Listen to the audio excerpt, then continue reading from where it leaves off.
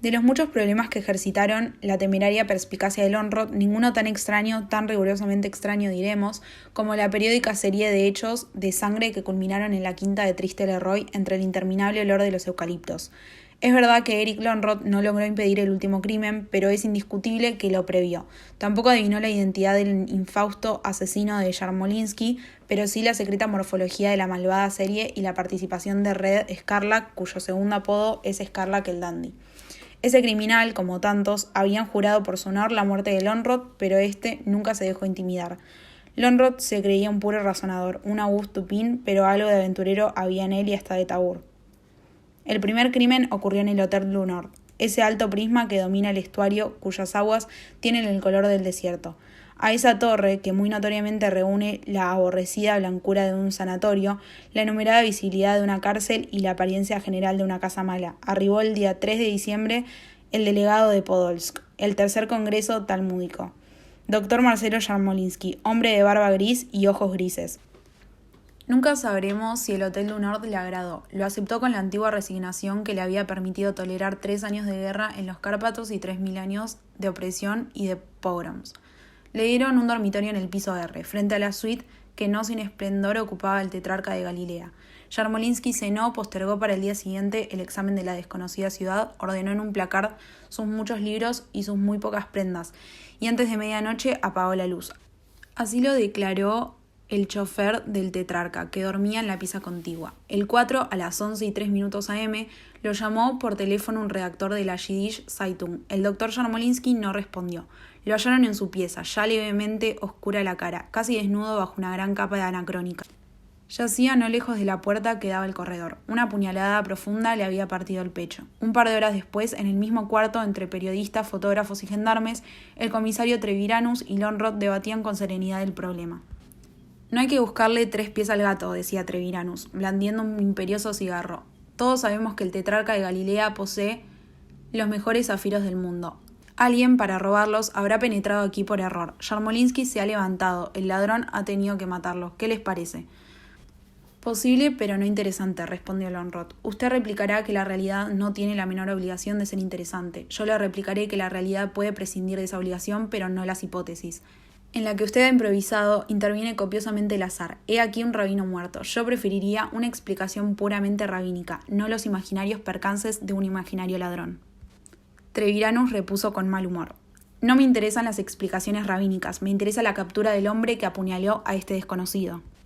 No tan desconocido, corrigió Lonrod. Aquí están sus obras completas. Indicó en el placard una fila de altos volúmenes, una vindicación de la Cabala, un examen de la filosofía de Robert Flood, una traducción literal del Sefer Yesirá, una biografía del Baal Shem, una historia de la secta de los Hasidim, una monografía en alemán sobre el tetragrametón, otra sobre la nomenclatura divina del Pentateuco. El comisario los miró con temor, casi con repulsión, luego se echó a reír. Soy un pobre cristiano, repuso. Llévese todos esos mamotretos si quiere. No tengo tiempo que perder en supersticiones judías. Quizá este crimen pertenece a la historia de las supersticiones judías, murmuró Lonrod.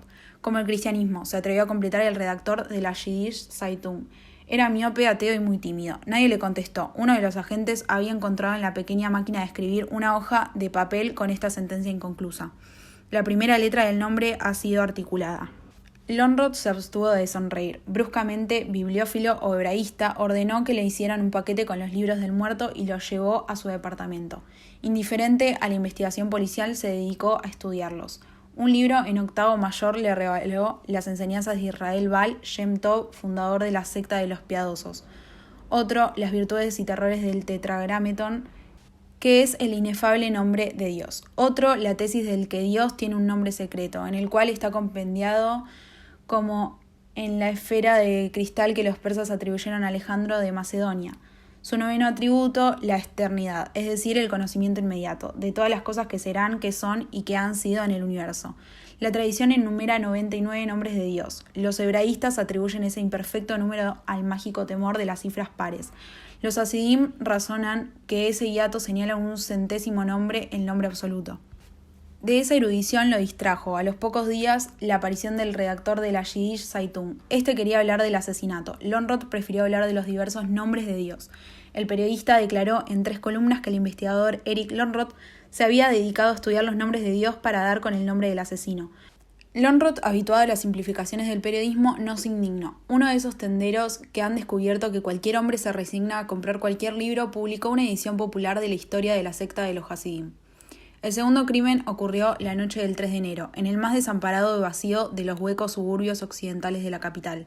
Hacia el amanecer, uno de los gendarmes que vigilan el caballo, esas soledades, vio en el umbral de una antigua pinturería un hombre emponchado, yacente. El duro rostro estaba como enmascarado de sangre. Una puñalada profunda le había rajado el pecho. En la pared, sobre los rombos amarillos y rojos, habían unas palabras en tiza. El gendarme las deletreó. Esa tarde, Treviranus y Lönnrot se dirigieron a la remota escena del crimen. A izquierda y a derecha del automóvil la ciudad se desintegraba. Crecía el firmamento y ya importaban poco las casas y mucho un horno de ladrillos o un álamo. Llegaron a su pobre destino, un callejón final de tapias rosadas que parecían reflejar de algún modo la desaforada puesta de sol. El muerto ya había sido identificado. Era Daniel Simón Acevedo, hombre de alguna fama en los antiguos arrabales del norte, que había ascendido de carrero a guapo electoral, para degenerar después en ladrón y hasta en delator. El singular estilo de su muerte les pareció adecuado. Acevedo era el último representante de una generación de bandidos que sabía el manejo del puñal pero no del revólver. Las palabras de tiza eran las siguientes. La segunda letra del nombre ha sido articulada. El tercer crimen ocurrió la noche del 3 de febrero. Poco antes de la 1, el teléfono resonó en la oficina del comisario Treviranus. Con ávido sigilo, habló un hombre de voz gutural. Dijo que se llamaba Ginsberg y que estaba dispuesto a comunicar, por una remuneración razonable, los hechos de los 2 sacrificios de Acevedo y de Yarmolinsky. Una discordia de silbidos y de cornetas ahogó la voz del delator. Después la comunicación se cortó.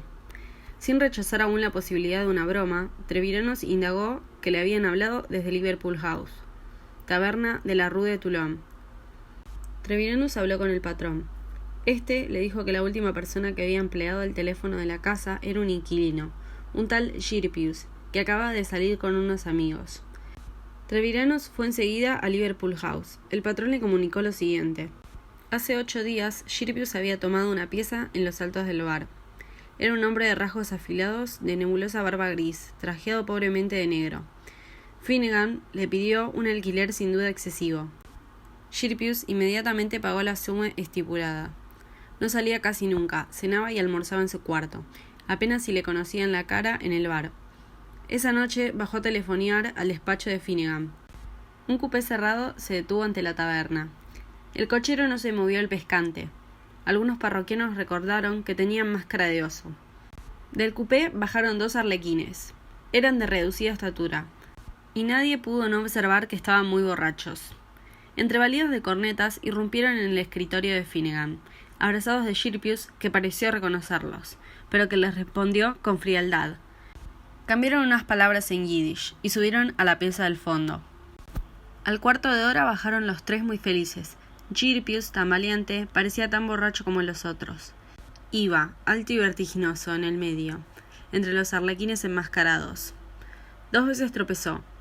2 veces lo sujetaron los arlequines. Rumbo a la dársena inmediata, de agua rectangular, los 3 subieron al cupé y desaparecieron. Ya en el estribo del cupé, el último arlequín garabateó una figura obscena y una sentencia en una de las pizarras de la recoba. Treviranus vio la sentencia. Era casi previsible. Decía: la última de las letras del nombre ha sido articulada. Examinó después la piecita de Girpius Ginsberg. Había en el suelo una brusca estrella de sangre. En los rincones, restos de cigarrillos de marca húngara. En un armario, un libro en latín, con varias notas manuscritas. Treviranus lo miró con indignación e hizo buscar a Lönnrot. Este, sin sacarse el sombrero, se puso a leer, mientras el comisario interrogaba a los contradictorios testigos del secuestro posible. A las 4 salieron, en la torcida Rue de Toulon, cuando pisaban las serpentinas muertas del alba.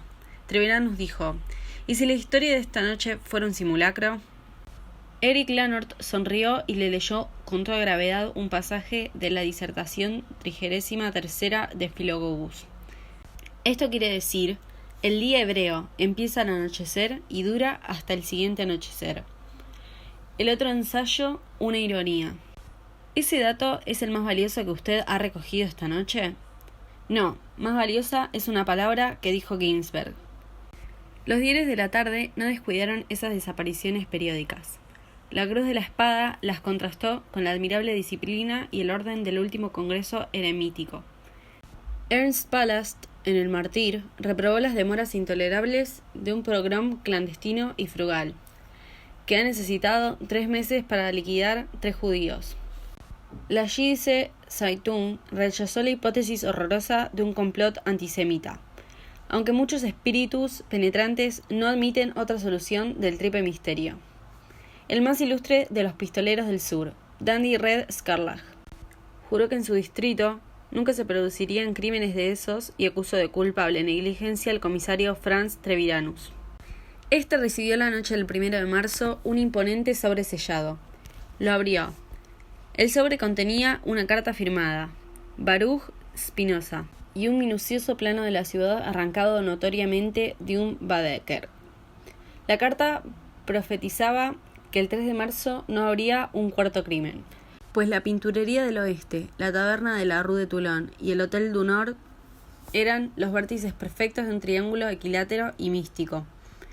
El plano demostraba en tinta roja la regularidad de ese triángulo. Treviranus leyó con resignación ese argumento, more geométrico, y mandó la carta y el plano a casa de Lonort, indiscutible merecedor de tales locuras. Eric Lonort las estudió. Los 3 lugares, en efecto, eran equidistantes. Simetría en el tiempo. 3 de diciembre, 3 de enero, 3 de febrero. Simetría en el espacio también. Sintió de pronto que estaba por descifrar el misterio.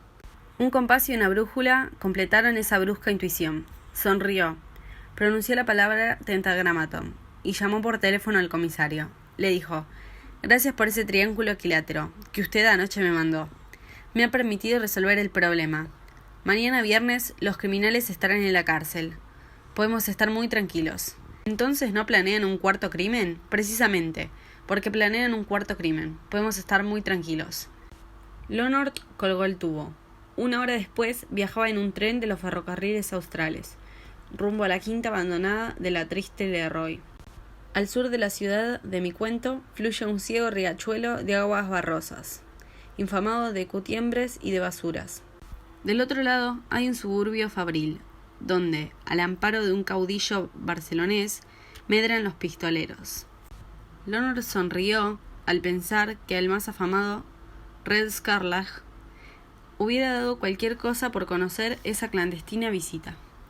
Acevedo fue compañero de Scarlett. Lonort consideró la remota posibilidad de que la cuarta víctima fuera Scarlett. Después la desechó. Virtualmente había descifrado el problema. Las meras circunstancias, la realidad, apenas le interesaban ahora.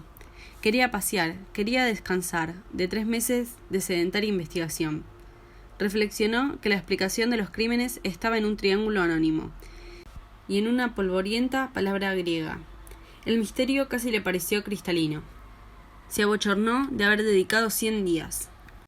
El tren paró en una silenciosa estación de cargas. Lonort bajó. Era una de esas tardes desiertas que parecen amaneceres. El aire de la turbia llanura era húmedo y frío. Lonort echó a andar por el campo. Vio perros. Vio un furgón en una vía muerta. Vio el horizonte. Vio un caballo plateado que bebía el agua cripulosa de un charco. Oscurecía cuando vio el mirador rectangular de la triste Leroy, casi tan alto como los negros eucaliptos que los rodeaban.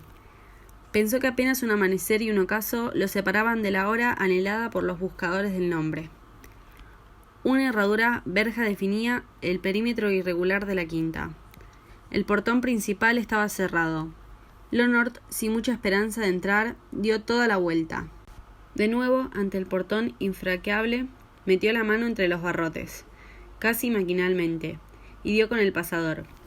El chirrido de hierro lo sorprendió. Con una pasividad laboriosa, el portón entero cedió. Lonort